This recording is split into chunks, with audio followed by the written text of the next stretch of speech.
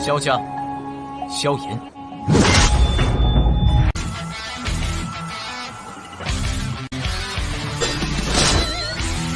指缝中的光点燃了梦魇，站在天端俯瞰着世界无边无边。 Selamat datang di channel hiburan netizen. Mari kita lanjutkan part berikutnya dari cerita novel Donghua Battle Through the Heavens. Ini hanyalah full spoiler. Tanpa banyak kata demi menghemat kuota, segera kita mulai isi ceritanya. Xiaoyan mengalami hari yang sangat menyakitkan di gerbong sebelum benang Douqi akhirnya muncul di tubuhnya yang kosong. Meskipun Douqi ini masih sangat lemah, itu masih berhasil mendukungnya dengan secara acak mengambil sesuatu dari cincin penyimpanannya. Selain itu, setelah menyusuri berhari-hari memungkinkan dia untuk turun dari kereta dan berjalan meskipun luka-lukanya menunjukkan sedikit perbaikan. Dia tidak lagi perlu berbaring di kereta seperti mayat. Xiaoyan dengan lembut memutar lengannya setelah berdiri dari kereta. Rasa sakit sedikit yang samar-samar ditularkan darinya menyebabkan dia tersenyum pahit. Pada saat ini dia berada di titik terlemahnya selama bertahun-tahun. Tentu saja, meski tubuhnya lemah, siapapun yang memiliki niat buruk padanya akan menelan pil pahit. Lupakan tentang boneka setan bumi yang tersembunyi di dalam cincin penyimpanannya.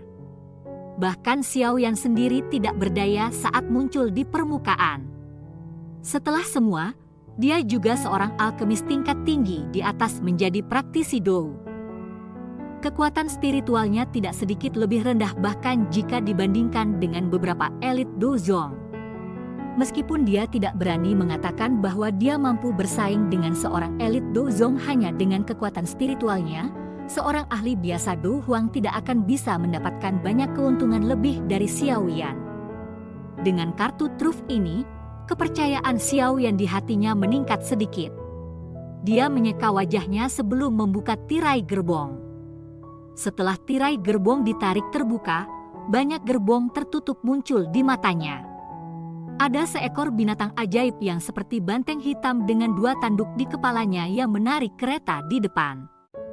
Kedua sisi gerbong memiliki banyak sosok manusia di atas kuda.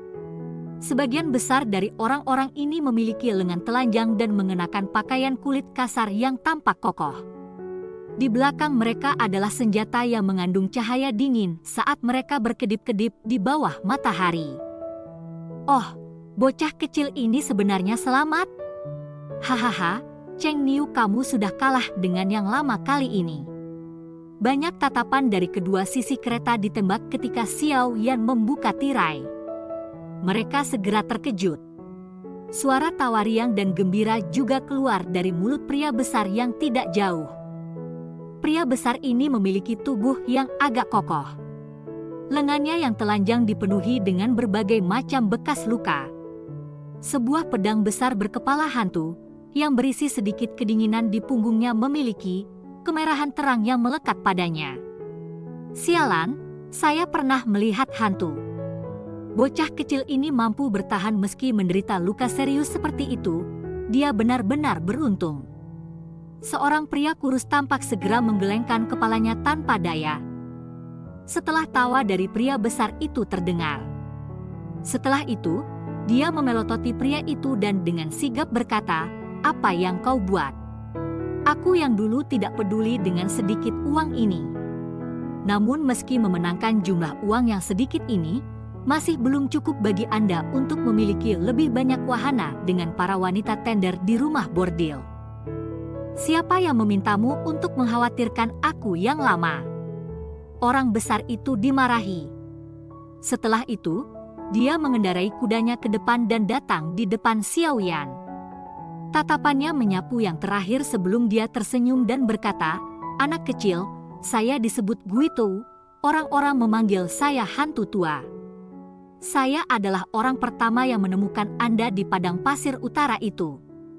Namun Anda tidak perlu berterima kasih kepada saya.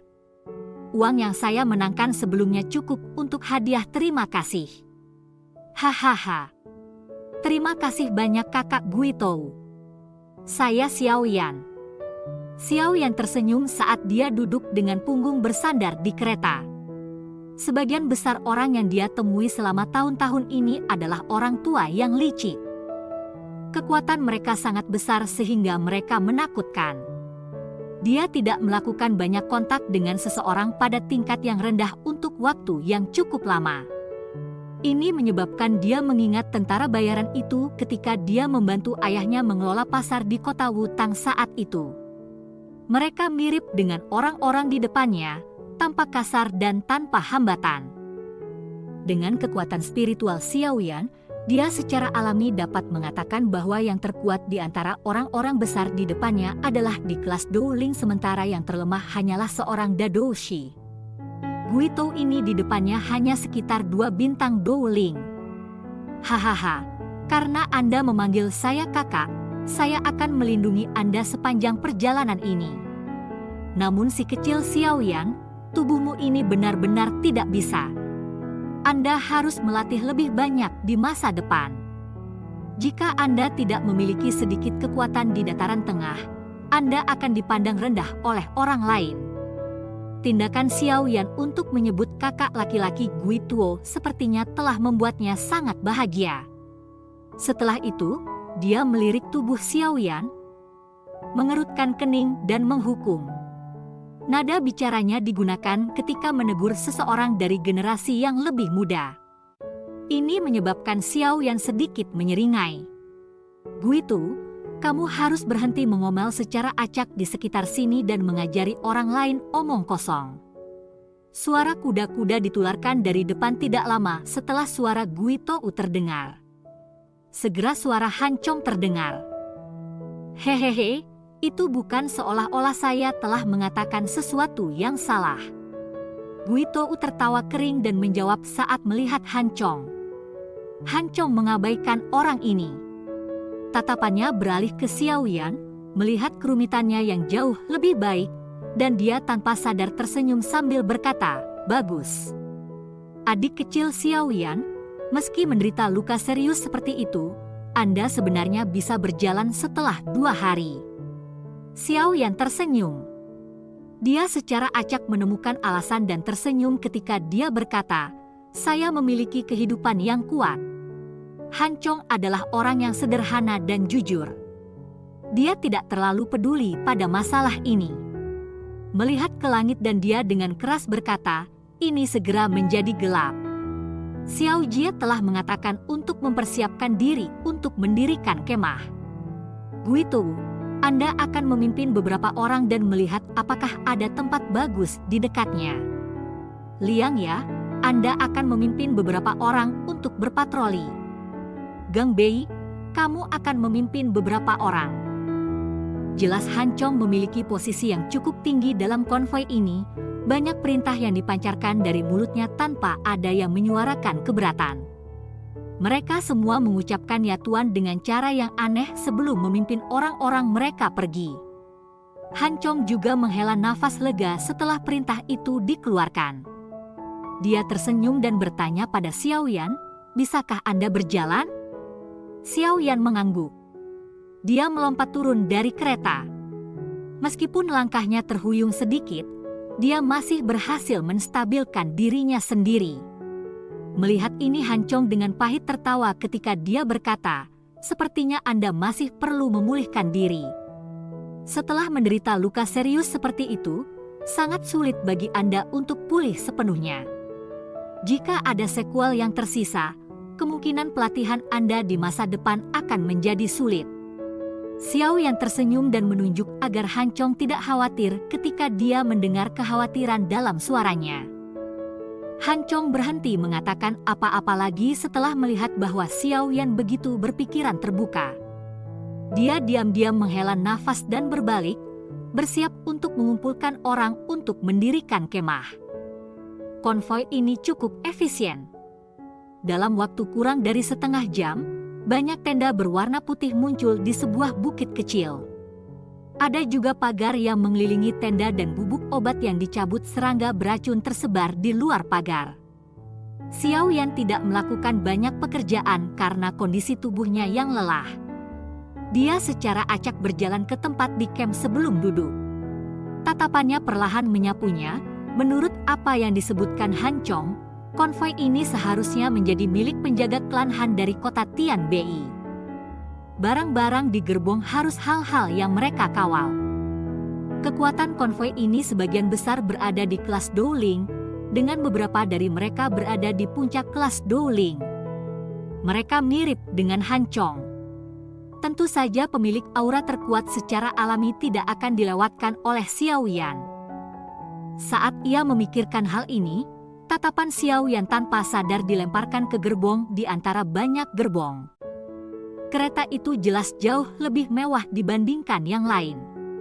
Bahkan ada aroma lembut yang ditransmisikan darinya. Itu jelas diduduki oleh seorang wanita. Hal yang menyebabkan Xiao Yan untuk memperhatikan itu adalah bahwa ada aura yang telah mencapai 3 bintang douang di dalam kereta. Orang ini adalah orang terkuat dalam konvoi. Berderak.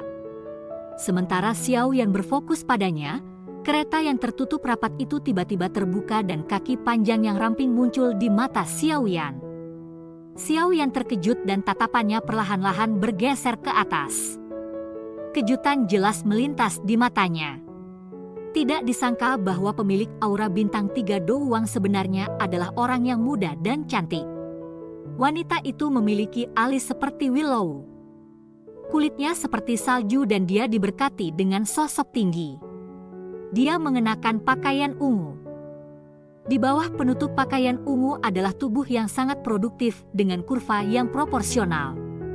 Satu-satunya aspek yang kurang adalah wajahnya berwajah dingin. Matanya yang cantik memiliki perasaan yang keras. Namun demikian, Xiao Yan tiba-tiba memiliki perasaan samar bahwa wajah wanita ini tampak sedikit familiar. Namun dia juga benar-benar yakin bahwa ini adalah pertama kalinya dia melihatnya. Banyak tatapan sekitarnya telah berkumpul pada wanita ini saat dia muncul. Ada panas yang biasa dalam tatapan ini. Namun sebagian besar dari mereka bersikap hormat. Kecantikan wanita ini perlahan-lahan menyapu tempat perkemahan begitu dia turun dari kereta. Siapapun yang dilihatnya langsung bertindak seolah-olah mereka sedang bekerja. Hal ini menyebabkan Xiao Yan mengalami kesulitan menghentikan dirinya dari tertawa saat dia memperhatikan mereka. Sementara Xiao Yan merasa bahwa adegan itu lucu, tatapan wanita itu tiba-tiba berhenti padanya. Alisnya sedikit tegak saat dia perlahan berjalan. Sesaat kemudian, kakinya yang panjang dan mulus muncul di depan Xiao Yan. Suara dinginnya terdengar, "Anda adalah orang yang telah diselamatkan Han Chong selama perjalanan, kan?" "Iya." Xiao Yan menganggukkan kepalanya. Dia ingin berdiri keluar dari kesopanan, tetapi keletihan di dalam tubuhnya menyebabkan dia tertawa pahit. Tubuhnya bergetar sedikit sebelum akhirnya dia duduk kembali. Alis wanita itu merajut lebih erat saat dia melihat Xiao Yan dalam kondisi lemah seperti itu. Dia berbicara dengan suara lemah, "Ada aturan dalam konvoi klan Han saya. Konvoi tidak mendukung orang-orang menganggur yang tidak melakukan apa-apa. Karena kamu terluka, aku tidak akan mengatakan apa-apa lagi. Namun saya harap Anda tidak akan duduk dan tidak melakukan apa-apa bahkan jika Anda hanya memiliki kekuatan untuk memasang pagar. Apakah kamu mengerti?" Ini adalah pertama kalinya Xiao Yan bertemu dengan wanita yang keras dan serius seperti itu selama bertahun-tahun. Ini menyebabkan dia tidak bisa tertawa atau menangis. Sejak kapan dia benar-benar menjadi orang yang menganggur? Namun dia hanya bisa mengangguk meski memikirkan ini di dalam hatinya. Wajah wanita itu melunak sedikit setelah melihat Xiao Yan mengangguk. Dia secara acak melemparkan sesuatu ke dia dan berkata, "Saya dipanggil Han Sui, dan saya saat ini orang yang mengelola konvoi ini. Anda dapat mencari saya jika Anda memiliki masalah di masa depan. Jika Anda tampil dengan baik kali ini, saya mungkin dapat mengizinkan Anda untuk bergabung dengan penjaga klan Han ketika kami tiba di kota Tian Bei. Meskipun itu tidak akan memungkinkan Anda untuk mendapatkan kekayaan besar, itu setidaknya akan memungkinkan Anda untuk bertahan hidup." Ini adalah obat penyembuhan kecil dan harusnya memiliki efek pada luka Anda. Selain itu, kita akan melewati wilayah ular iblis Siamang. Kamu harus hati-hati. Bersembunyi di kereta dan jangan keluar. Setelah mengatakan ini, Han Sui berjalan melewati Xiaoyan. Setelah itu, dia masuk ke sebuah tenda. Xiaoyan tersenyum setelah menerima botol giok yang dilemparkan Han Sui.